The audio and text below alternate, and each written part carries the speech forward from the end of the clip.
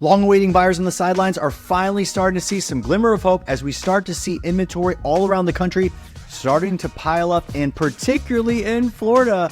The narrative has not changed as we now approach the spring market, and there is a deluge of inventory. That's not an overstatement, folks. We are nearly 50% up year over year. I'm talking, we had a big number last year, folks, at nearly 90,000 homes on the market in Florida, and we're now pushing 120,000 homes on the market. Now, folks, we turn our attention to the national market, which, again, much unlike Florida, Florida has had its fair share of returning competing homes for sale signs lining up on many streets that were like an arid desert where there was nothing in sight for buyers to purchase, and the ones that did come for sale found themselves in a deep multiple offer situation. But folks, the tide is turning, and it's not just Florida, it's all around the country. Redfin reports this week it's now a back-to-back narrative that we are now seeing a push of many more sellers than prior year coming on the market. In fact, we are at a multi-year high for the amount of activity that we're seeing out of the seller side now throughout the nation. And again, you've been following my channel, you know that the nation's really been lagging. That when you hear this narrative that, oh, there's not enough homes and buyers are fighting still, and the problem with the market being slow and icy and record low buying going on, it's not really due to unaffordability and the fact that mayonnaise is $10 a jar at the store. It's because that there's just nothing to choose from. The interest rate's at 7.5, not that big of a deal. It's just choice. Now, folks, we see the narrative falling on its head because as we see every single state now, the U.S. is seeing a growing improvement in its active supply, yet buyers are still giving sellers at this point the proverbial middle finger as they sit on their hands and pendings drop as a result of the increasing supply, pendings not being there, buyers not going out and getting those under contract.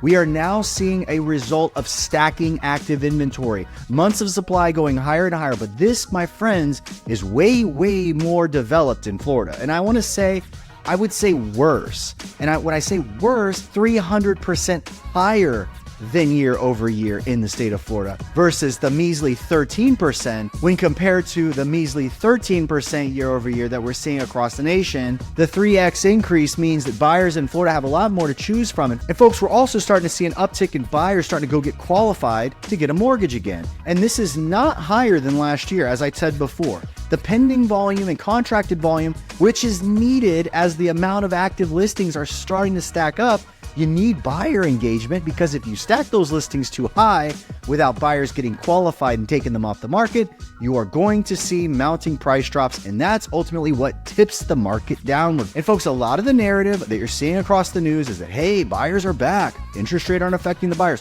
When they say buyers are back, they're strictly pointing to the fact that 10 or 11% more buyers than prior week or than prior month. Recent terms, buyers are lately starting to get more active in terms of going to get an application. Just 10, 11, 12%. You're talking those kinds of numbers. Folks, I would submit to you that I don't think it matters if buyers go to the lender and actually submit an application. What I'd like to say is, how come you can't see the supposed increase in buyers going and applying for a loan? How come they're not able to go and pen a house? And folks, that speaks to the fact that buyers just simply can't afford it. They can go to the lender, they'll get denied, or they go to the lender and they say, you qualify for $325,000. And they find out that $325,000 may not even reach a condo in the area they're looking to buy in.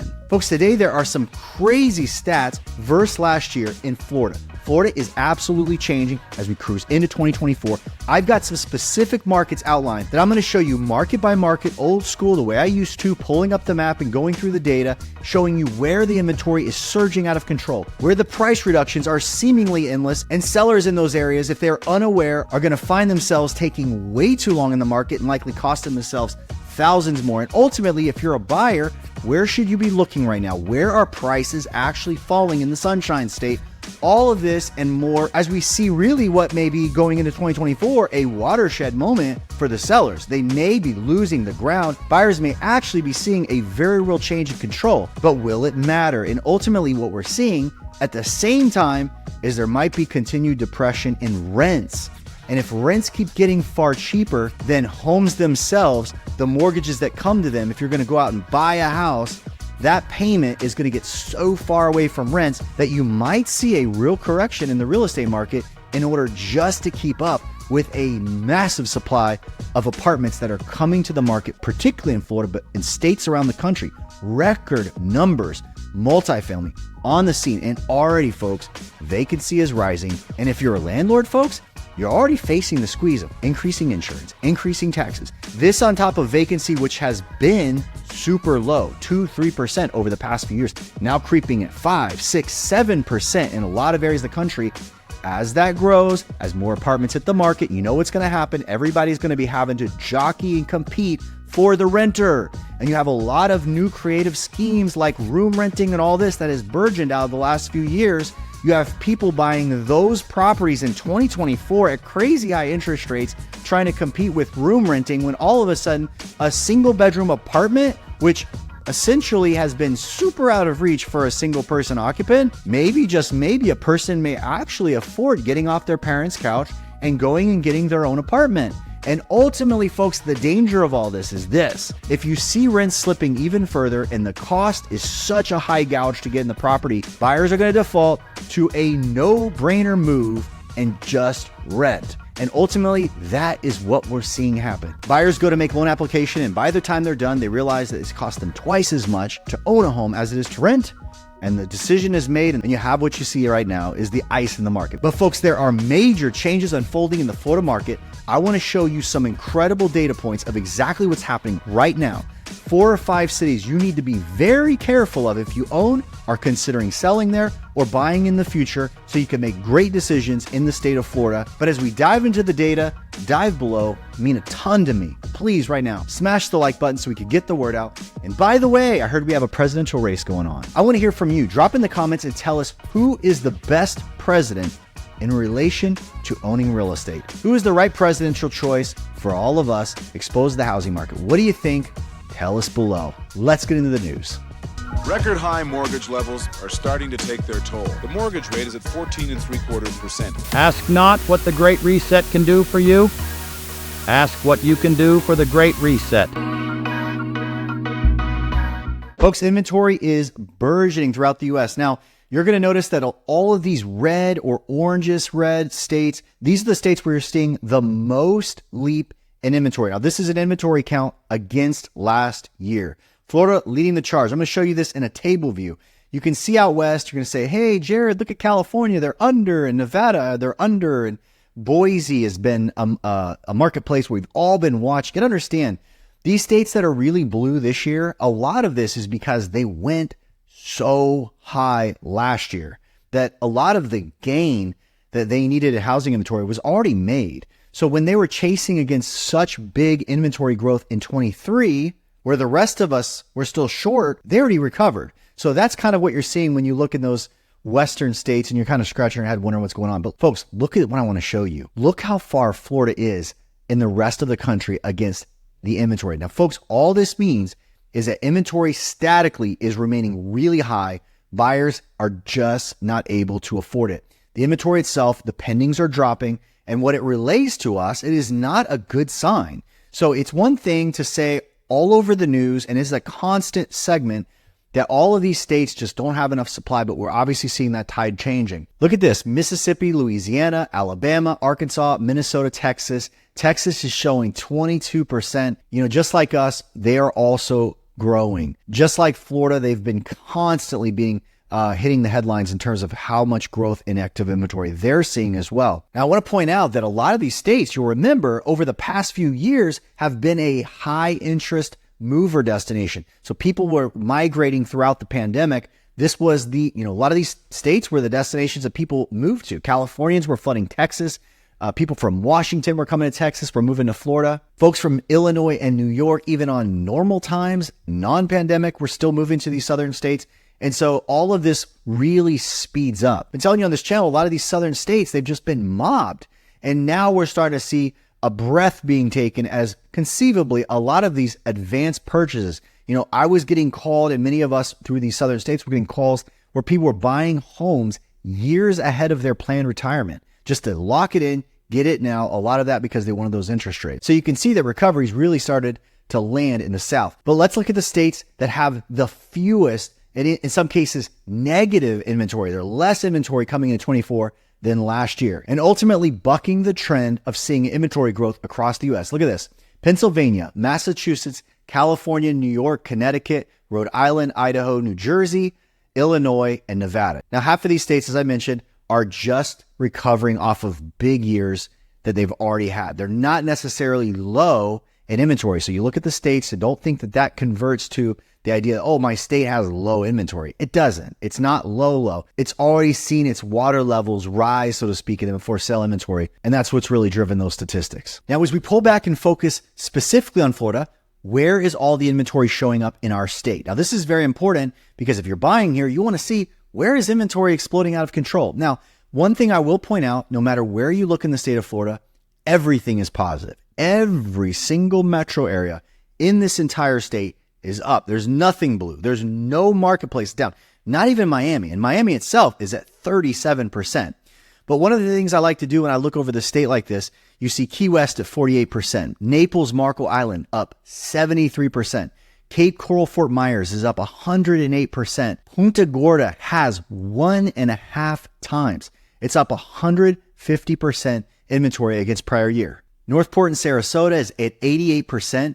Palm Bay, Melbourne, Titusville, we got the Space Coast trending really right on the state average, as well as Sebastian Vero Beach. Both of these around 46%. Now, Jacksonville, I feel like is more similar to that Nevada narrative or the California narrative, where they saw an influx last year and now they're just chasing big numbers. So they're trending ahead of the state numbers. So the state is up almost 50%. Jacksonville is only up 22.5% against last year. Gainesville, College Town, these have been hot marketplaces. Tallahassee as well, but Gainesville is up above the state average, 50% over last year. Ocala, 32%. The Villages, and it's needed there, right? We've been seeing a lot of price cutting going on in the Villages, is only up 17% against last year. Now, folks, look across the cross section of Central Florida. I will say that you would say, Jared, 38% in Orlando, or 39%. Lakeland is up 29% year over year, and Tampa's up 36%. These are not a similar narrative that you're saying, well, these are cooler than the state average of 46%. The reason I would tell you, and the same can be said down here in Miami of 37%, the reason these are trending about 20 to 30% lower than how much inventory is actually tracking and stacking in the rest of the state versus last year really is relatable to the fact that demand in these areas has not relented. So you are seeing pendings, the absorption, the ability to actually consume all these extra listings. Because if I pull up the entire Central Florida market, Miami, some of these, all of these marketplaces, listing activity is higher. More sellers are saying in 2024, it's time. I don't care what my interest rate's going to be, because this is the big factor, right?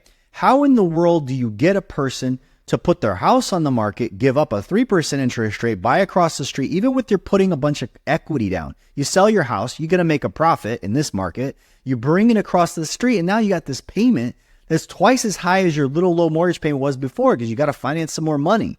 Now, what we're seeing this year is a lot of people are just saying, to heck with it. I want to go across the street. I'm going to trade for something else. And they're doing it anyways. And also, folks, listen to this. I would not be really surprised if throughout Florida, you still see cash activity very high through these marketplaces, because who else is buying the real estate? Who else is actually going to get in and no matter what the 7.5% interest rate is doing and actually keep buying it? But if we pull back to the panhandle here, you can see Pensacola is up 34%. Fort Walton Beach, Destin is at 41%. Panama City trending ahead at 49%. Folks, let me show you one more look of what we're seeing here in Florida and how serious this is. Look at the run-up of inventory since interest rates started to rise in the summer of 2022. Look, it is nearly unstoppable. There's been some sideways movement, but folks, look even the most recent month. This data, by the way, comes from SunStats. This is available really to all you realtors. You have to have a license to access this, but this is put direct to us, Florida Association of Realtor data for the entire state. Now, folks, if you cut a line across this, you have not seen inventory this high since back in April of 2020. And folks, I don't have current numbers, and we are going into spring season. So as we go into moving season, historically, we start to see, even in the face of a little bit more of increased supply coming into 2024, more of the buyers are going to get active no matter what. There's going to be trading going on. People of all types. A lot of folks don't understand. Seasonality in Florida really peaks from now till June of this year, dies off in August. Then the snowbirds arrive and they start to gin our market back up and start spending cash. There's some spikes in September, October. The holidays kind of dampen a lot of that afterwards. But folks, what you got to see there might be some headwinds here. We might see the pending volume actually start to climb and stymie this. But folks, if this doesn't change and we start posting a few months after this in an ongoing upward fashion, which seems to be that really might be in the cards for us, we are literally going to be officially pre-pandemic levels of inventory here in the next month or two. So Jared, what's the problem? We're going back to a normal market, normal number of homes for sale before all the Fed injected all this money in the economy. Like I said, you don't have buyers. Buyers are now renters by decision. They're just saying shelter costs is out of control. And this is a problem, folks, for our Federal Reserve. You have Jerome Powell, who is now buying into the narrative that he cannot reduce rates, and he cannot because shelter cost isn't dropping. Shelter cost is probably holding up the entire inflation number because he's got to bring costs down. That's his sole goal in the Fed. And if he doesn't get it done, he's going to leave rates where they are. The Fed is going to drink the same Kool-Aid that everybody else is, which is, it's super good. The market's great. Everything's fine. And a lot of us on Main Street are saying, I don't understand how this house of cards continues. But the Federal Reserve is saying, okay, it's fine then. We're leaving interest rates up. That is the problem, folks. And really, as it stays up, you got a home price problem. You got a home price that cannot stay high in the face of a high interest rate. The buyers are now saying, forget it. And ultimately, folks, if things stay on the current trajectory, ultimately, if you build this chart out going towards the end of the year, once we hit August and the selling season is over, which by the way, if you got a house to sell, folks, in Florida, now is a good time to hit the market with it. And now is a good time to be very cautious of how you set the price in the face of a lot of supply competing with your house. But one of the things I got to tell you, when we get into the fall season, all this dies down. If the new listing supply keeps pounding the market where sellers are like, here it comes, here it comes, here it comes. It's time to go like everybody else. Everybody's making these decisions at the same time. You're going to see you're probably going to see 10-year level inventory, like numbers we haven't seen in Florida in a very long time. And I'm not saying this to be hyperbolic. Doesn't mean Florida's price is going to come crashing down, but you're going to have an interesting market that is ready for a change. And sellers will have to meet buyers on price if the interest rate stays elevated. That's the problem. If the rate isn't changing, buyers cannot buy your house because it is simply mathematically impossible. Buyers do not earn enough to afford housing in the marketplace. It doesn't matter. Remember, I did a video about this a week ago, how Zillow is running the math. They're like, the average person's got to make like $105,000 to buy a property at average price, 3 something. And unfortunately in Florida, most marketplaces, the average person makes like $50,000. So you got to have a 2-person working household to survive. And you're going to have a lot fewer buyers available to you as a seller going later into the year, and you're going to have a lot more competition. At NestShare, we list your home for just 3%, saving you $25,000 on the sale of your property. You can trust NestShare to sell your home right and pass the savings on to you. Visit nestshare.com before you list your next home, and don't let anybody you know sell before talking to us. Now, herein lies the problem, and this is where Florida's inventory is kind of burgeoning. If you look, I've got a graph up on screen that goes back till January of 2019. Look how low these numbers are. So you have a period of time where the marketplace in history is well over 30,000. Even spends a lot of time on a monthly basis. 40,000 homes are going under contract in Florida. But here you have this huge segment, these month after month, 1, 2, 3, 4, 5. You got like 10, 15, 20 months here consecutive where you're not getting above 40,000. And these lows, 22, 23,000 down here, these have never been seen in a 5-year history. And look at December 2023. You know why this is important? Look how low. This was a 5-year low for the state of Florida. Yet this particular month around the rest of the country was heralded and lauded about how much pending shifted this same month in the entire US, but not here. That's not a good thing, folks. How do you have activity changing all over the marketplace, but right here, buyers are tapped out, seemingly? Let me show you a deep dive in a couple different markets that we want to keep our eyes on. Number one, look at Orlando. Look at new listings. All of a sudden, you've got the markets all around Florida skyrocketing over multi-year highs. Sellers are saying, enough's enough. Orlando, it's hitting the brakes. So we now at a 2-year low, the most recent week that we have reported on Redfin. This is uncommon, and this might just be an anomaly, but this also might be sellers going, should I do this right now? Maybe there's a little bit of a move, but look at this. This is a problem, folks, when you see us at such high levels of active inventory, buyers buying and pending property at a record low. So all the headlines, you're going to see this on CNBC and other YouTube channels, like buyers are getting loan applications at a higher amount and we're going into possibly a renewed spring season, but it's not correlating to homes going under contract.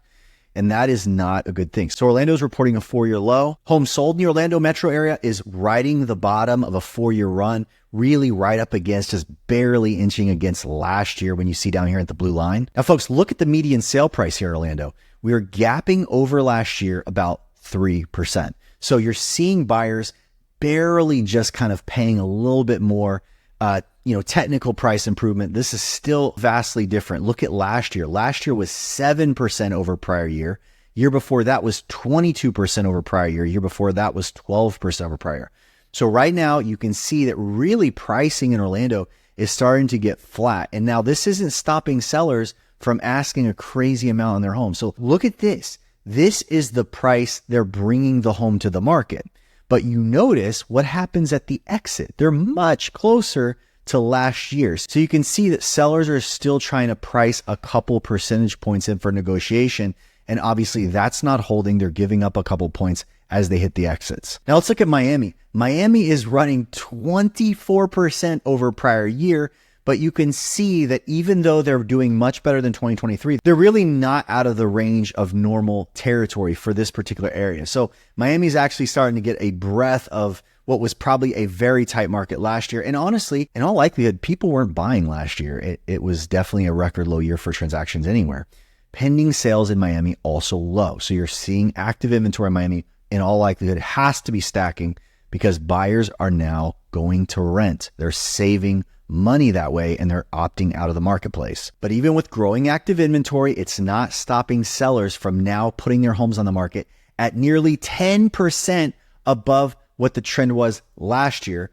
However, when they sell, they're getting 10%, which tells me that the people that do eventually successfully sell in Miami are still likely met with high demand, possible bidding wars, because their exit price is driving higher than last year by 10%, which means the market is still very strong there. But nonetheless, the Miami metro area, which includes Boca Raton, West Palm Beach, Fort Lauderdale, these areas are seeing a welcome growth in new inventory, and that's fantastic. That's going to allow the buyers to breathe a little bit easier, but I would imagine that rent is going to be very much cheaper there in the long run until prices actually change. That looks to be a ways off in the future for this particular market. All right, the next market I want to show you is Jacksonville. Again, Jacksonville, much like Miami, had a very low productivity last year.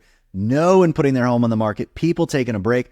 Now it is shot up in Jacksonville to a 4-year high. And again, how's that active inventory doing? Not great, because now we're at a 4-year low and buyers actually going and pending that inventory. And that's why you're seeing a steady growth in the state of Florida stacking homes for sale. And if you are looking to buy in Jacksonville, be careful, because you're seeing sellers in this marketplace running their price 9% over prior year, even in the face with a lot more competition. Median sale price is running 8% year over year. It looks like it's run up over the past month and a half, and it looks like it might have peaked, and you might see it start to come down a little bit heading into summer if these trends hold. So if you are buying in Jacksonville, make sure you're negotiating. Now, the Tampa metro looks interesting like Orlando. It's like dipped off in terms of new listings. So sellers are running listings to the market at a 4-year high, but you can see it's not vastly different. It is a good ways above. Nearly 21% was what it was last week against last year. So there's 20% more inventory in terms of sellers bringing homes to the market. And all that is relating to a lot more supply, because over the same period, surprise, just like the rest of the state, 9% down pending sales. And if we look at what those sellers are bringing those houses to the market for, you'll see that they're asking last week 4.4% over prior year asking price. So you saw them over the past month really running 5 to 6% over, but you saw that turn down. Most likely sellers are hearing from agents as they're taking those listings saying, hey, listen, we're seeing inventory stack up. Be wise about it. Don't run the price so high. So you're starting to see sellers a little bit more sensible lately in terms of the price they're bringing to the market. And let's look at median sale price in Tampa. It's running tight to 2023. It's only 2% up. Last year, it was only 4% up. So Tampa's really not had a massive jump in price in a couple of years. A year prior to that, they had 27%, 28% year over year. And then the prior year before that, 17%. So you can see that things ran so hot that after a year where they had a 28% single year price appreciation, the brakes have been slammed on both 2023 and 2024. We have yet to see, at least anytime soon. We saw median price last year dip against prior year going through summer in Tampa. You see this? 23 did worse than 22 in terms of what buyers were able to purchase a home for through the summer stretch. Now, will we see that line dip again?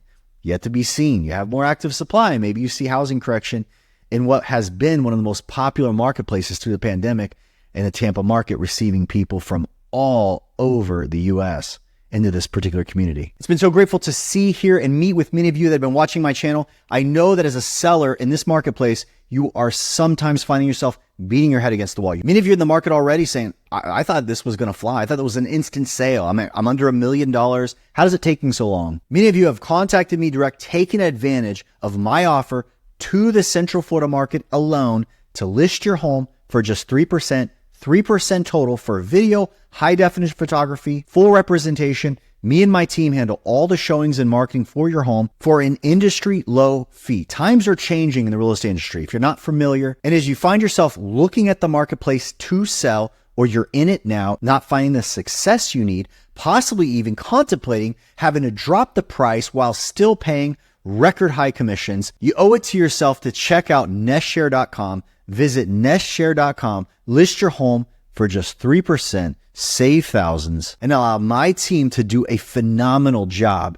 in the marketing of your Central Florida home. So if you're around the Orlando market, reach out to us. A lot of you reach out to me and say, Jared, I'm moving from a great community. We have everything. Where should I move in Central Florida? I want excellent schools. I want my community to have an amazing clubhouse with splash pad, beautiful pool, fitness center, all inside my community. I want a high standard, newer build, great quality of construction, and I want a solar power plant on the roof so that my 4,000 square foot home with an in-ground pool has power bills below $80 every month. I feel like I'll answer the question right now. Check this out.